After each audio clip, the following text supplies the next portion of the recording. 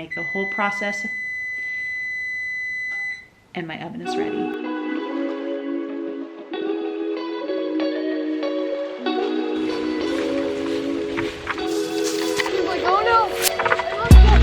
Good morning and welcome back.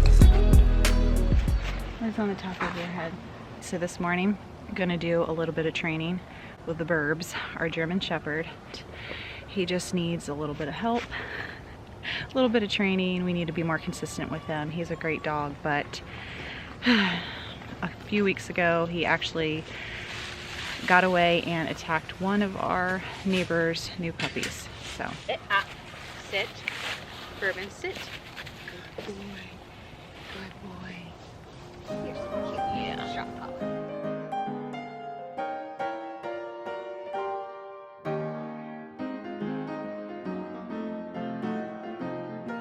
This particular morning, while I was practicing some of these training techniques with our German Shepherd, I also had plenty of the usual outdoor chores to keep up with. Here recently, on top of my daily outdoor chores, I'm pushing myself to get at least one extra thing accomplished outside. Whether that be a gardening project or cleaning up messes around the yard and sheds. Well, today I decided to tackle the compost and then some random yard messes, because those are always popping up. The compost pile needed attention with adding more carbons and also turning. You know, sometimes responsibilities pile up, but if you chip away at them little by little, day after day, you can keep on top of those rascals called responsibilities.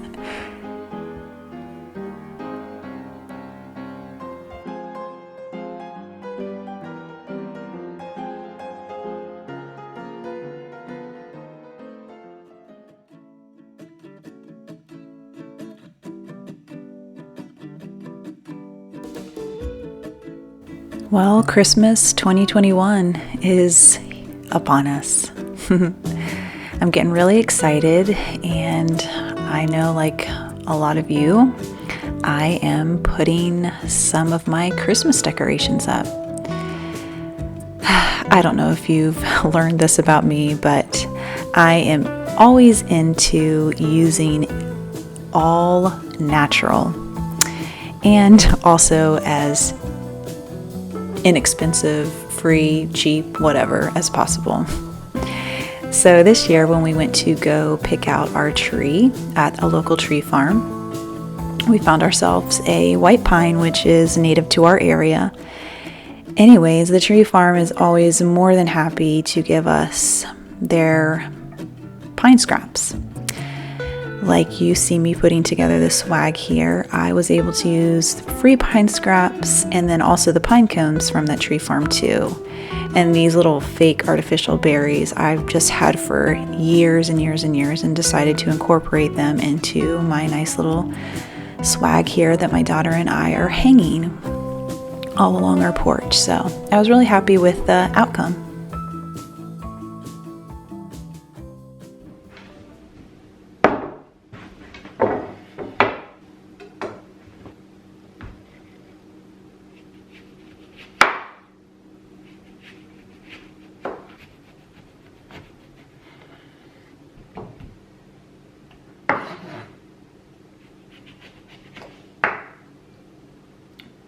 So when you are cutting these oranges to dry them out, it's really important that you make sure to cut them pretty thin, and you're also going to want to make sure that you keep them really even on the slice.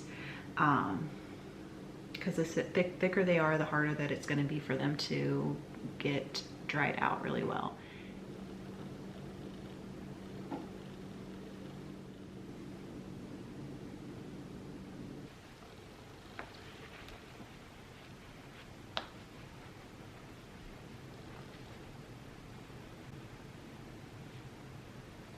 Another tip is to make sure before you place them in the oven, put the orange slices in a towel, paper towel or whatever, blot them dry, get as much moisture out of these oranges as you can before you stick them in the oven. It'll make the whole process,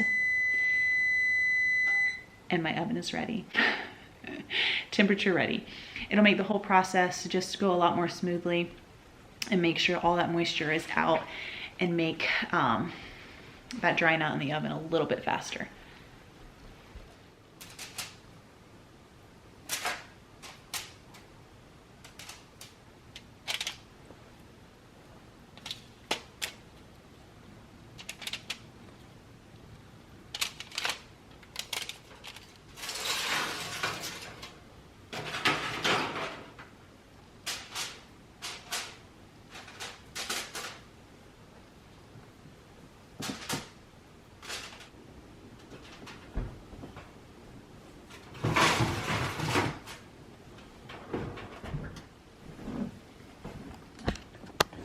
I set the oven to about 170. The trick is that you have to dry them out in the oven at a very low temperature for a very long time. These oranges can take, again, I try to slice them really thin. Oh, I expect them to take between 4-6 hours. I'll just keep a close eye on them.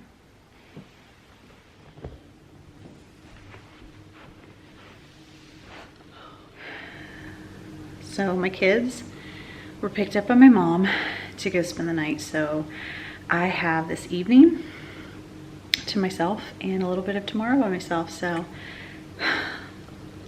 this is probably the third time I've heated up this cup of coffee from earlier this morning. It is now way past noon. I just wanted to sit down, be still for a second. And sometimes I just like to let my thoughts process and getting them out, kind of my video journal right here. When I hear people speak what's on their heart, it will resonate with me and really encourage me, make me think, convict me, any of those things. My life is anything but put together, and just through a series of a lot of unraveling things in our family's life, we've come to really a different place than we were just 5 years ago, like completely different. Our lifestyle, our mindset, a lot of things that we believe versus don't really believe anymore. Anyways, we found ourselves here in this home on this property, and honestly, we don't know what being here is going to hold or what the future holds. Nobody really does. But as far as planning, we're kind of in limbo. And sometimes that can seem extremely discouraging. Living in limbo can be very challenging. I feel like I'm just getting too anxious with trying to figure out what's the next step, worrying, and because it's always good, yes, to move forward, but sometimes we get so caught up with trying to move forward and what's the next step that we miss what's happening right now in the present, or what needs to be worked on in us right now in the present. I have got to use this opportunity here where I'm at right now in this home on this property, even though I have no idea if it's going to be a permanent home or forever home. Don't know what is next. Feeling like I'm living in limbo. The waiting, this period, is going to be my training ground, my classroom. I'm going to hone the skills that I have learned, refine myself in those to become better at them. And the things that I can do right now, I will do. For example, right now, I'm only raising chickens on the homestead, and I have goals of raising more animals, pigs, a dairy cow, goats. At this point, I can't really bring them onto this property. That's just not something we're going to do at the moment until we are for sure what is ahead for us in the future. And that can really get me down, as I'm just like, I'm ready to go. But I believe right now I need this waiting period. As I strengthen in certain skills, also strengthen in my mind, I'm seeing, I mean, I'm wanting more responsibility, but right now I have to make sure that I can handle that responsibility. So I am working, I am training, I am strengthening myself. And I have to do that, Bethany. I'm going to do that. If you resonate with any of this, if you're kind of living in a state of maybe limbo or an unknown of what is going to come next for you, and you're getting frustrated, maybe some of what I'm speaking right now and the same struggle that I'm going through can help you. Stay tuned for the next video because I will show you what I'm doing with all of these dried oranges. Have a good one, guys. Remember, don't be afraid to keep things slow and simple.